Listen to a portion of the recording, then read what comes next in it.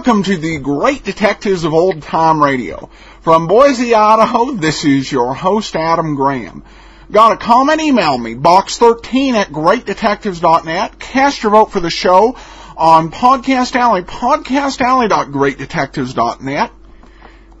And become a fan of the show on Facebook, facebook.greatdetectives.net. We are celebrating 500,000 unique downloads of old-time radio shows and movies since we launched back in October. So some nice congratulations on Facebook. Thanks to everyone over there. Before we do get into today's show, I do want to let you briefly know about Audible. You know, Groucho Marx once said, outside of a dog, a book is a man's best friend. Inside of a dog, it's too dark to read.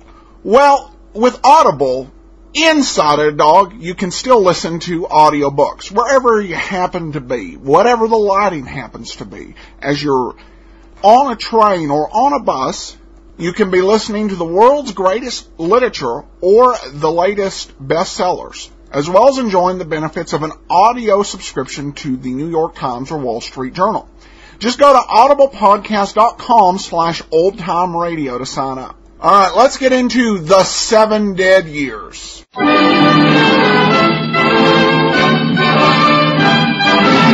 Standard of California, on behalf of independent Chevron gas stations and standard stations throughout the West, invites you to Let George Do It. The 7 Dead Years, another adventure of George Valentine. Personal notice, danger's my stock and trade. If you're crowded against a wall and you can't punch your way out alone, call on me, George Valentine. Write full details.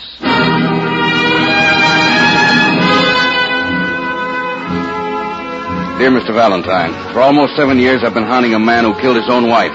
I can't prove that he did, and all of a sudden I can't afford to spend any more time floundering around.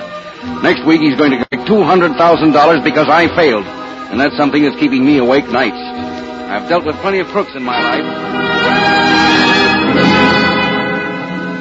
Plenty of crooks in my life and didn't need anybody's help. But this is different, and I don't mind admitting it. How about giving me a ring? It's signed Samuels. Samuels? Mm-hmm. Well, I'm overwhelmed, Brooksy. Why? Who's Samuels? Oh, just about the shrewdest insurance investigator in the game. But I thought he was retired off somewhere in the Florida Keys fishing. Well, according to this letter, all he's doing is staying awake nights. Oh, 7 years, huh? Mm-hmm. Now, all of a sudden, time's running out for Samuels. Why did he put it just that way, Angel? Say, what do the words 7 years mean to you?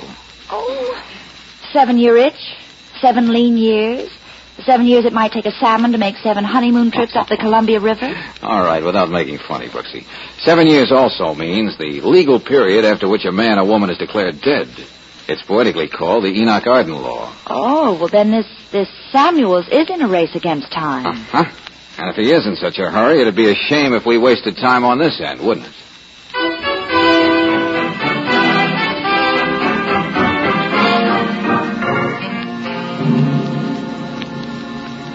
This man McLean killed his wife and got rid of the body. I know it. Well, according to all this, Marion McLean just wrote a suicide note and disappeared. And if the husband is walking around enjoying good fresh air, the police must have given him a clean bill of health. That's okay for the police, but not for me. Well, what makes you so hard to satisfy? This McLean dame gets insured for $200,000 and conveniently vanishes from the face of the earth. Besides, whenever I meet up with a crook, my belly turns over twice, and this guy McLean has been giving me a nervous stomach for 7 years. 7 long years. Well, as I get it, Mr. Samuels, you're retired. If the insurance company is willing to pay the $200,000, I don't see It's a matter of pride, Miss Brooks. When I first turned in the report on the McLeans, I said it was a phony. It's the only case in my career I feel wasn't washed up right. I think I know what's bothering you, Samuels. Do you? Yeah, the body. It was never found. Yeah. The hardest thing in the world to do is to get rid of a body. And don't look so amazed, Miss Brooks. That's the truth. Oh, I wouldn't know. Well, you can't burn it. Something's always left over, buttons, bridge work, teeth, and you can't drown it. It comes up to the surface sometime or another, and you bury it, somebody finds it when they're digging post holes. Well, Samuels, if you've been searching for the corpus delicti for 7 years, I don't know what I can do. Take a look at this ad in the paper. Wanted by sculptor. Male professional model. Must be exceptionally muscular and broad-shouldered. To pose for heroic figure in important civic memorial. Frank McLean. Oh, is this the same McLean we've been talking about, Mr. Samuel? Yeah, he has a house and studio a few miles out of town in Roxbury. Wait a minute. Let me get this straight. I go out there... I'll pay you for it out of my own pocket. It's worth it to me.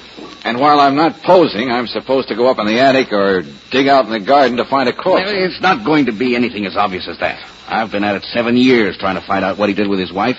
He knows my face as well as his own. I can't work on this deal anymore. That's why I want you. Well, George, you do have the shoulders for it. Okay, Samuels. I don't know how I'll look as Atlas holding up the world or as Spartan youth, but I'll give it a try.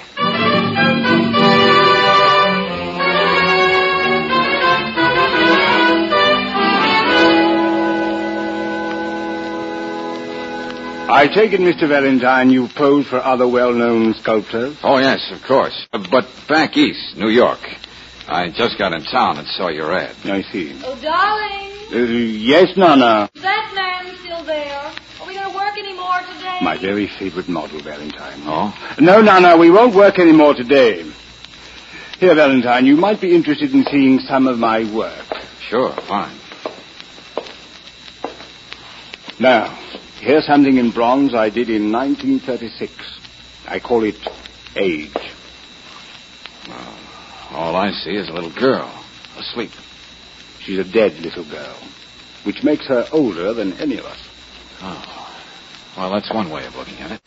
You'll have plenty of time to see my other stuff, but here's what I'm working on.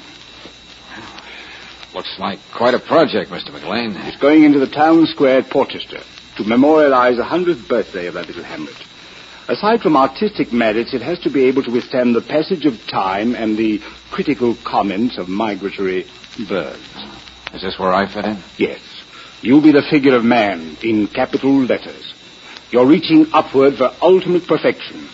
As you see, the figures of health, love, and spiritual attainment are already finished. The statue in the middle will be eternal life, which Nana is going to pose for. Well, when do I start working? Take off your coat and your shirt. What? Oh, yeah, sure. I have a very definite conception of this man's physique. After all, to the good people of Portchester, he's supposed to symbolize all mankind. Well, that's quite a responsibility. How do I shape up? Turn around. Well, what have we got here? All of mankind, lady. Yes, and with hair on your chest. This is Nana. As I said, Valentine, she's going to portray eternal life. In the meantime, she abuses the privilege of being the eternal feminine. You love to make with words, darling, but you ought to know by now that you can't insult me. Certainly not till after we're married. That will be all for today, Miss Kenyon. Same time tomorrow. My, aren't we businesslike? Well, beware of him, Mr. Valentine. He's a creature of moods. Goodbye, darling. So long, Mr. Man. Your fiancée is a very charming girl, Mr. McLean. Her charm is only an added attraction, and she knows it. Now, you and I better get started, Valentine. Stretch your arm up toward the skylight over there. Like this? Yes, and hold the pose.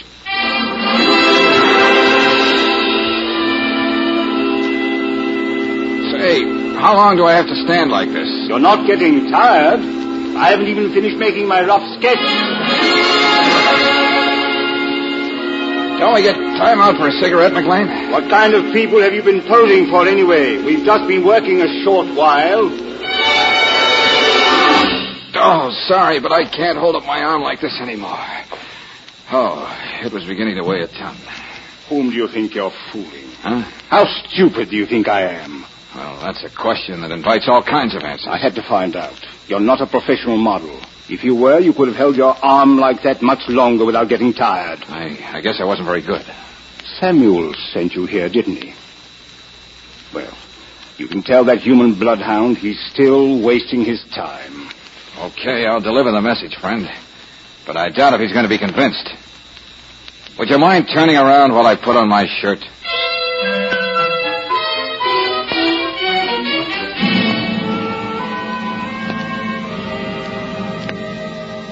You know, darling, McLean could be right about Samuel's having a blind spot, an obsession. Yeah, but before I tell him what a flop I was as a model, I'd like to try something. Such as? Well, first of all, let's take it for granted that Samuels is right. It's next to impossible to get rid of a human body. Well, then, maybe there never was a body. Oh, in other words, Mrs. McLean is very much alive somewhere. Yeah, it could be, Angel. Waiting for 7 years to pass. So McLean can collect that dough and join us somewhere in Europe, let's say. Oh, that's a pretty wild notion, George. Two people separating for 7 years like that? Yeah, but a very profitable separation. They'll be getting roughly $30,000 a year for it. Okay. Say we even buy that. What do you propose to try? I'll take this hypothetical situation. You're my wife. Oh, not to be hypothetical. You love me very much. Oh, check. Love me enough to endure 7 years of hiding and separation so we'll have enough to live on for the rest of our lives. All right, supposing. Then you read in public print that I have intentions toward a gorgeous model by the name of Nana Kenyon. Now, what would you do? I'd come halfway around the world and scratch your eyes out. And that wouldn't be hypothetical. Especially with a payoff at hand, so McLean could disappear with all the moolah and the luscious Nana. Well, how are you going to get this world-shaking piece of gossip into the paper? Leo Mensch in the Bulletin. His column is syndicated in 650 newspapers. Nana is pretty colorful. Some pun. Besides, Brooksy, Leo owes me a favor.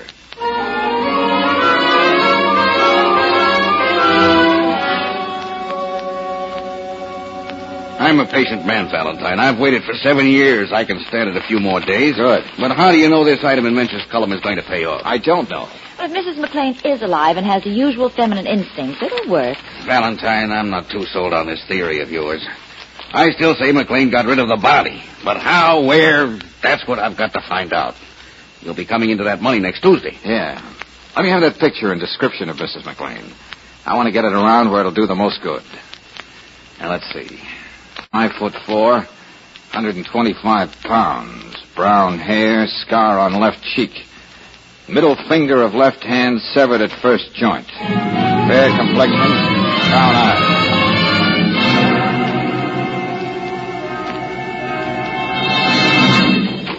Hey, Mr. Valentine, I gotta see you a minute. Huh? I think you owe me $50. Oh, George, this is one of the cab drivers I spoke to at the airport. Mike, Kozlenko, wasn't it?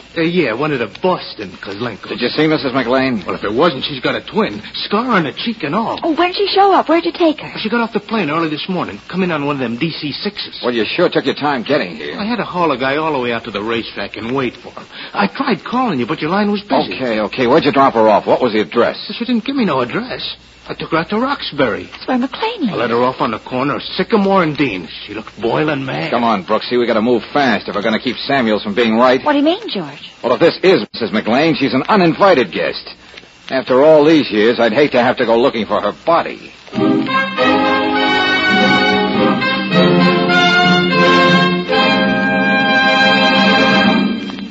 We'll return to tonight's adventure of George Valentine in just a moment. Meanwhile, a word about protection. Most motorists quite naturally believe that automobile engines wear out faster when they're running, but that's not true. Your car faces its biggest wear test when it's standing cold, for that's when rust caused by condensed moisture inside cylinders can start to work. And that's where RPM motor oil helps you avoid a repair bill. RPM special compounds keep a protective oil film on all engine parts all of the time. Whether your car is running hot or standing cold, RPM clings stubbornly to vital wear points, and consequently, rust never has a chance to get started in your car. No wonder it's the 2-to-1 choice of Western motorists. Next time you need oil, ask for rust-fighting RPM motor oil at any standard station or independent Chevron gas station, where they say and mean, we'll take better care of your car.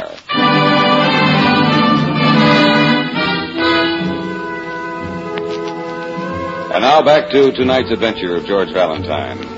It's something you knew all the time. After 7 years without the well-known corpus delicti, a person is declared legally dead.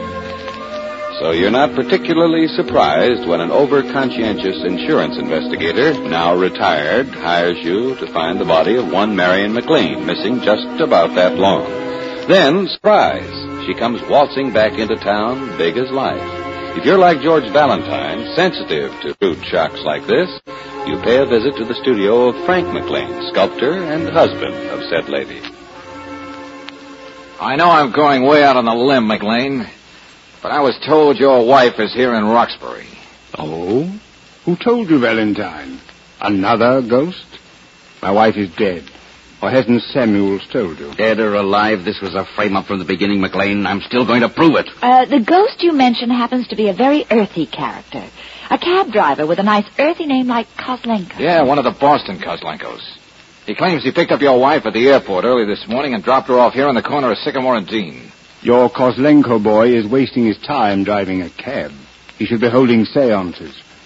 Come Tuesday, my wife will be dead exactly 7 years. You keep track of time very carefully, don't you?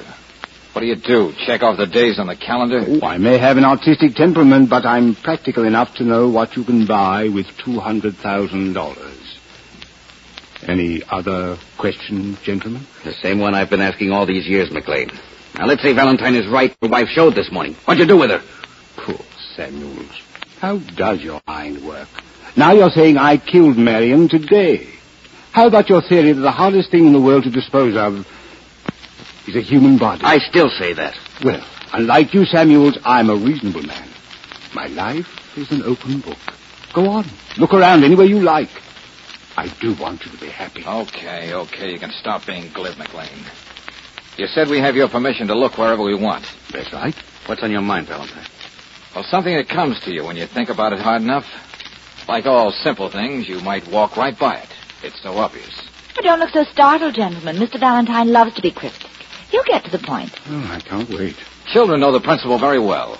When you play hide and seek, the one place you're least likely to be discovered is where you just got through trying to hide. Well, what do you mean by that, Valentine? Samuels, I understand you had the cellar dug up when Mrs. McLean first disappeared. Yeah, there was nothing there. Well, there may be this time. You know, kid stuff.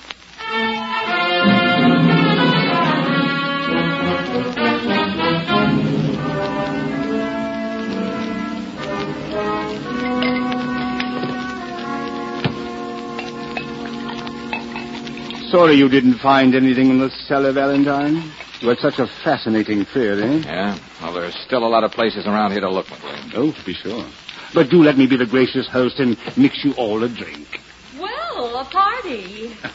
I'm glad you dropped in, Nana. We're playing a game. Body. Who's got the body? Well, aren't we a little old for parlor games? Samuels here doesn't think so. Yeah, I'm a child at heart. You know, Mr. Valentine, I almost didn't recognize you with your shirt on. Yes, that mole on his left shoulder does something for him, doesn't it? I see you noticed that too, Miss Brooks. Oh, we've gone to the beach together many times. Here you are, everybody. Drink hearty. Thank you. Here's to you, Samuels, and a happy retirement. Thanks. Oh, I see you've done a lot of work on your masterpiece for the Portchester Town Square. It's almost finished, Valentine. We're just missing the figure of the man. I understand the figure in the middle. Eternal life is supposed to be you, Miss Kenyon. My solitary contribution to American culture. Oh, come on, Valentine. Let's get going. If I were you, Miss Kenyon, I'd sue somebody for libel. That figure is nowhere near as glamorous as you really are. Oh, thank you for the compliment. I'm sure you didn't mean every word of it. Goodness, Frank, you certainly poured this drink with a heavy hand. I could use a little more soda. So could I. Wait, Nan, I'll join you. I didn't think these were too bad, did you, Miss Brooks? Oh, no, everything's just perfect. Now, if we could only get Samuels to think fast. No, that would be too much to ask. Not for me, Nana. All right, soulmate. If it isn't soda you want, what is it? You've been around, Nana. Yes, I've been around. I didn't think my travel scars were so prominent. Well, let's be corny and say it's something stronger than both of us. Something we can't resist. The eternal feminine and the equally eternal masculine. You handle words real nice, partner. Oh, I'm real smart. I bet I could even remember an address, if I had to. 420 Montrose.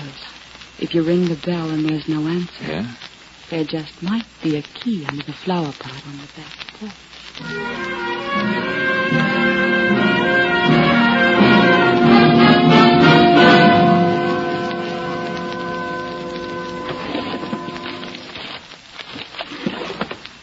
Oh, maybe this was a wild goose chase, but it's not now. Well, what are you doing here, Miss Brooks?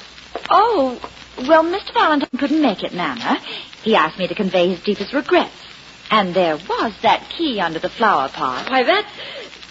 Oh, what you were going to say. What have you got? Give me those tickets. I was just admiring them. I've always dreamt of a holiday in South America. I said, give them to me. Tickets for Flight 114 next Wednesday. The day after Frank McLean collects the insurance on his wife. The tickets bought right here at the airport in Roxbury. I'm not going to ask you again. Let me have those It may tickets. not mean anything at all. But it's worth checking just who bought these tickets and why. Sorry, but you're not leaving here.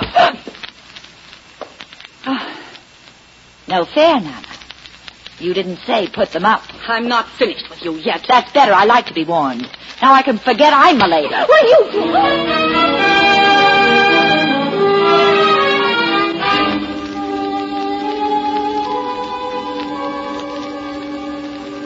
You remember selling these tickets, don't you, mister?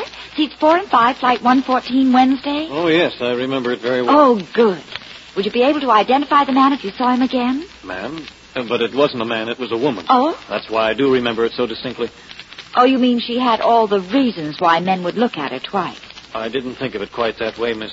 I meant the little scar on her cheek. Scar? Wait a minute. Is this the woman you sold the tickets to? The one in this picture? Why, yes, that's her. Mrs. McLean bought those tickets.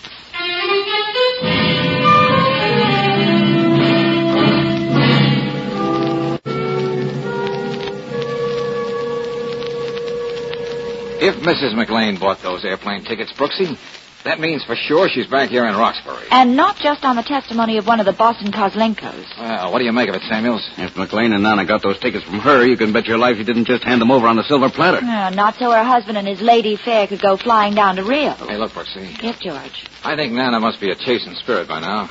Drop by her place again and let her out of that closet. Oh, must I? Yes, you must. And bring her out to McLean's. For one thing, she's got to answer some questions about those tickets. Now, there's a cool cookie for you, that McLean. Imagine him using the same tickets his wife bought. He probably figured that was one way no one would know his plans. Where he was going after he collected on the insurance. Well, I'd better be going. See you later, Brooksy.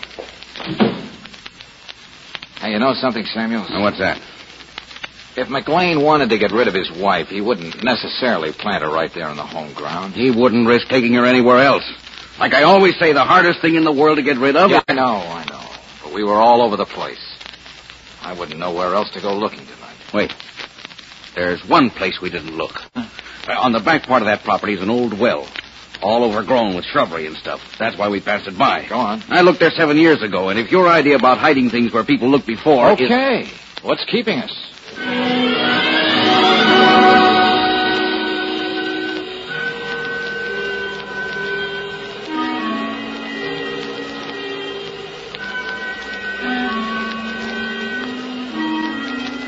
Sure you got enough rope up there, Samuel? Plenty.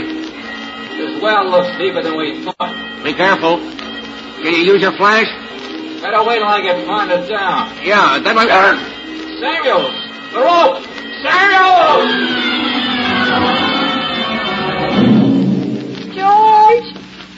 George!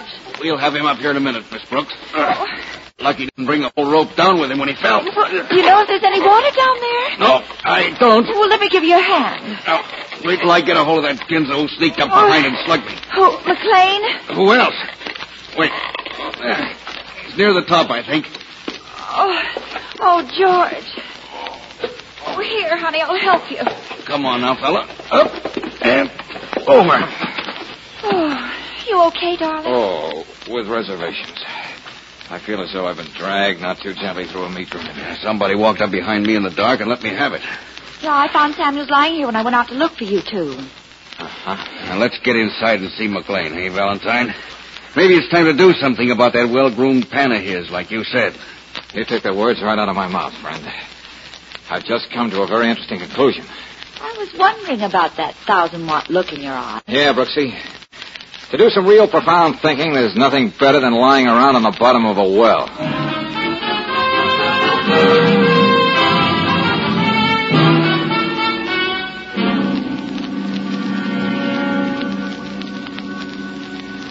It's real nice and cozy, folks, to have everybody around like this. We might even toast marshmallows if I didn't have something more important on my mind. Mm-hmm. As a rule, I don't believe in petty tantrums on the part of grown men. But I owe somebody a fractured jaw. Now, look here, Valentine. What Samuel said about me sneaking up behind That's him... you, McLean. Step aside till the teacher gives you permission. What brought this on, George? I do believe he's going to hit somebody. Yeah. You, Samuels. Hey, what's the matter with you, Valentine? You gone nuts? Yes, you, Samuel. George! Okay, Valentine, I'm coming at you, and I'll ask questions later. Fine. I was waiting for an excuse to do this again. Careful. All right, come on. Get up. Nice work, Valentine. I've never seen my studio put to better use. Shut up, you. My, he's mad at everybody. George, what is this about Samuel? Yeah, what's the idea? What did I ever do to you? You tried to kill me. Nobody slugged you except yourself to make it look good. What do you mean, Bad George? slip of logic, Samuels. You were McLean's personal nemesis. If he were getting really desperate, he'd want to get rid of you, not me. He'd make good and sure you were dead. That's crazy. Why should I want to knock you off? I hired you. How could Samuels possibly have anything to do with Mrs. McLean's disappearance? Samuels, you know where that woman's body is, don't you? You knew it tonight when you suggested I go plumbing the depths of that abandoned well because you were too fat to do it yourself. You're way off the beam, Valentine. You were afraid I'd find out, too, sooner or later. And you weren't going to take any chances. Now, look. With me dead, you could blackmail the real murderer for a long time to come. I see. I still remain the suspected murderer. Don't be so glib, Bub. You're exactly that. When will somebody get around to making sense here? I'm getting used to being the suspected murderer, Nana. But still I say, where is the body? You know, you've got to produce that to prove there was a murder. Samuels knows where it is, don't you? You caught on a little quicker than I did. That's because you've been living with this case for 7 years. Well, I don't like being ghoulish. But do you really know where Mrs. McLean is, George? Take a look at this impressive group of statuary. My best effort yet. Statues, George? The one in the middle particularly, Brooksy. Eternal life. You yourself said it didn't do its model, Nana, justice. And no wonder. There's only one thing Mrs. McLean has in common with Nana. They're both women of about the same size. There's no telling where that weird imagination of yours will lead you, Valentine. You don't need imagination, McLean. Just the plain observation that Samuels had, too. You were in such a hurry to make a plaster cast with your wife's body in it that you forgot one little defect that might have been overlooked after 7 years. What's that? I mean specifically the middle finger of your wife's hand. It's severed at the first joint, and the plaster cast preserved it that way. No. I couldn't have forgotten that. I couldn't. Yes. Ironic as it is, McLean, there's death inside the statue of eternal life.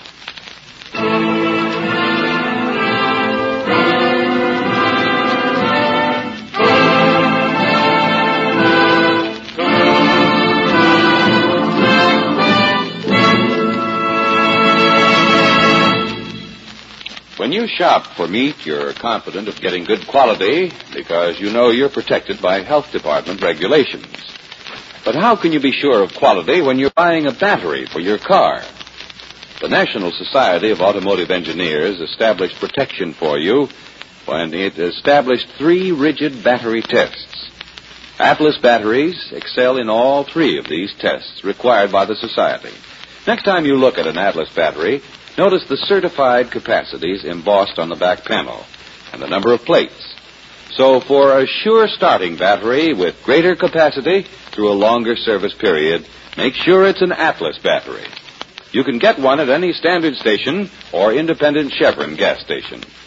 Certified Atlas batteries and expert battery service are 2 reasons why independent Chevron gas stations and standard stations say and mean we'll take better care of your car.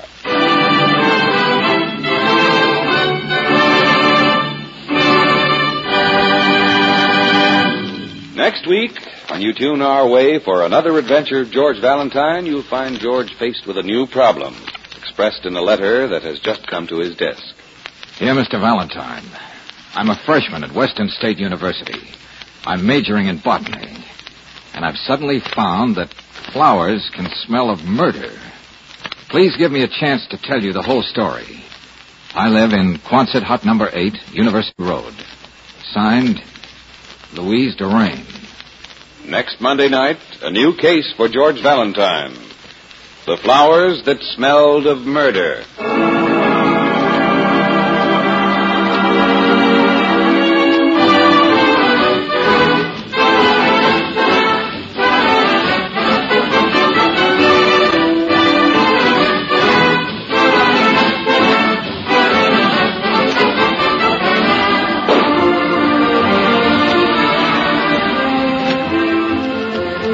Tonight's adventure of George Valentine has been brought to you by Standard of California on behalf of independent Chevron gas stations and Standard stations throughout the West. Let George Do It stars Robert Bailey as George with Frances Robinson as Claire.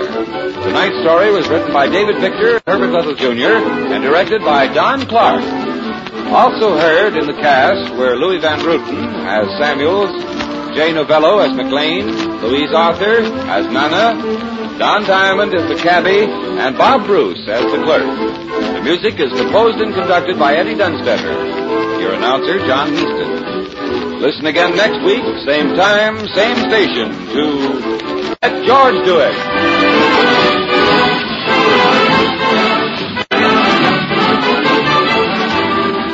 This is Mutual Don Lee Broadcasting System.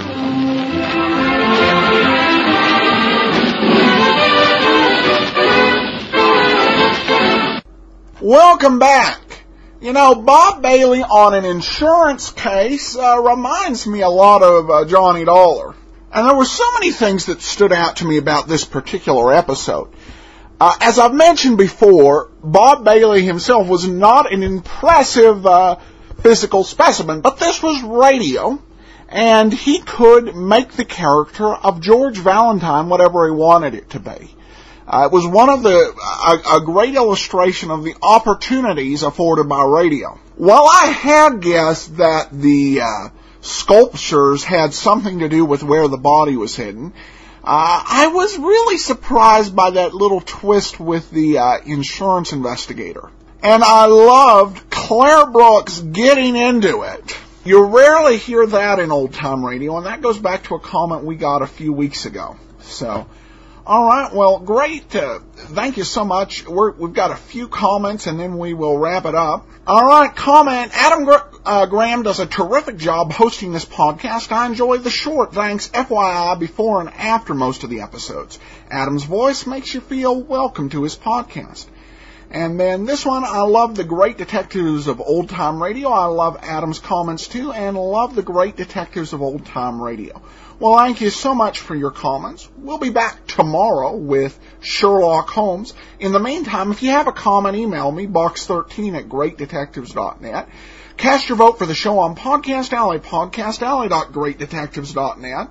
And you can always give us a call, 208-991-GREAT-D. That's 208-991-4783. From Boise, Idaho, this is your host, Adam Graham, signing off.